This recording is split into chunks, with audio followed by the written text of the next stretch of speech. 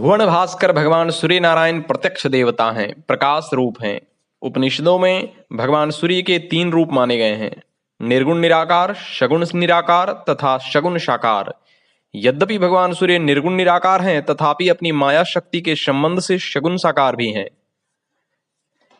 आदित्य ही ओम है, इस रूप में आदित्य का ध्यान करना चाहिए।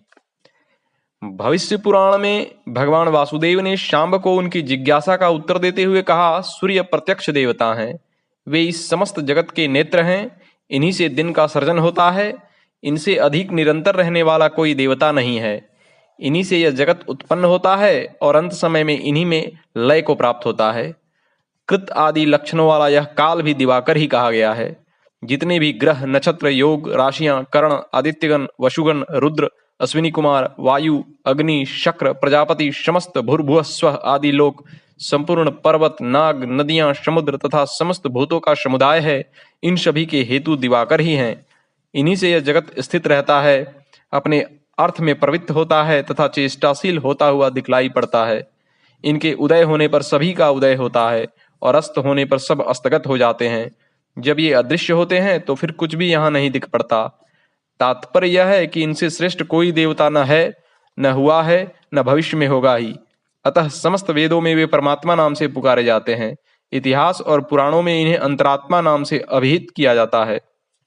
जैसे भगवान विष्णु का स्थान वैकुंठ, भूत भावन शंकर का कैलाश तथा चतुर्मुख ब्रह्मा का स्थान ब्रह्मलोक है, वैसे ही भुवन भास्कर सूर्य का स्थान आदित्यलोक सूर्यमंडल है।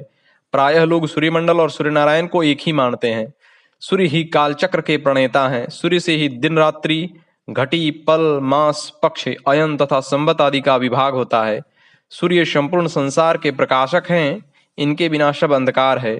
सूर्य ही जीवन, तेज, ओज, बल, यश, चक्षु, श्रोत्र, आत्मा और मन है। आदित्य लोक में भगवान सूर्यनारायण का साकार विग्रह है। वे रक्त कमल पर विराजमान हैं। उनका वर्ण हिरण्यमय है। उनकी 4 भुजाएं हैं। वे 2 भुजाओं में पद्म धारण किए हैं और उनके 2 हाथ अभय और वरमुद्रा से सुशोभित हैं।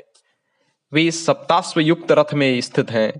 जो उपासक ऐसे उन भगवान सूर्य की उपासना करते हैं, उन्हें मनोवांछित फल प्राप्त होता है।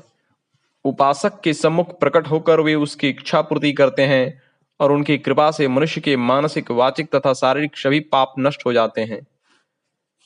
भगवान सूर्य अजन्मा है, फिर भी एक जिज्ञासा अंतस्थल को प्रेरित करती रहती है। उनका जन्म कैसे हुआ, कहाँ हुआ और किसके द्वारा हुआ? यह बात ठीक है कि वे परमात्मा हैं, तो उनका जन्म कैसा? परंतु परमात्मा का अवतार तो होता ही है, तो क्या उनका अवतार हुआ? उन्होंने क्या जन्म ग्रहण किया? इस संबंध में पुराणों में एक कथा प्राप्त होती है। उसके अनुसार एक बार देवासुर संग्राम में दैत्य दानवों ने मिलकर देवताओं को हरा दिया। तब से देवता मुंह छिपाए अपनी प्रतिष्ठा की रक्षा में सतत प्रयत्नशील थे। देवताओं की माता अदिति प्रजापति दक्ष की कन्या थीं। उनका विवाह महर्षि कश्यप से हुआ था। इस हार से अत्यंत दुखी होकर वे सूर्य की उपासना प्रार्थना करने लगीं। भगवान, आप मुझ पर प्रसन्न हो, मैं आपको भलीभांति देख नहीं पाती। दिवाकर, आप ऐसी कृपा करें जिससे मुझे आपके स्वरूप का सम्यक दर्शन हो सके। भक्तों पर दया करने वाले प्रभु, मेरे पुत्र आपके भक्त हैं, आप उन पर कृपा करें। प्रभु, मेरे पुत्रों का राज्य एवं यज्ञ भाग दैत्यों एवं दानवों ने छीन लिया है। आप अपने अंश से मेरे गर्भ द्वारा प्रकट होकर पुत्रों की रक्षा करें। भगवान सूर्य प्रसन्न हो गए। उन्होंने कहा, देवी, मैं तुम्हारी इच्छा पूर्ण करूंगा। मैं अपने 1000वें अंश से तुम्हारे उदर से प्रकट होकर तेरे पुत्रों की रक्षा करूंगा। इतना कहकर भगवान भास्कर अंतर्ध्यान हो गए। तदनंतर माता अदिति विश्वस्त होकर भगवान सूर्य की आराधना में तत्पर हो यम नियम से रहने लगीं। महर्षि कश्यप जी इस समाचार से अत्यंत प्रफुल्लित हुए।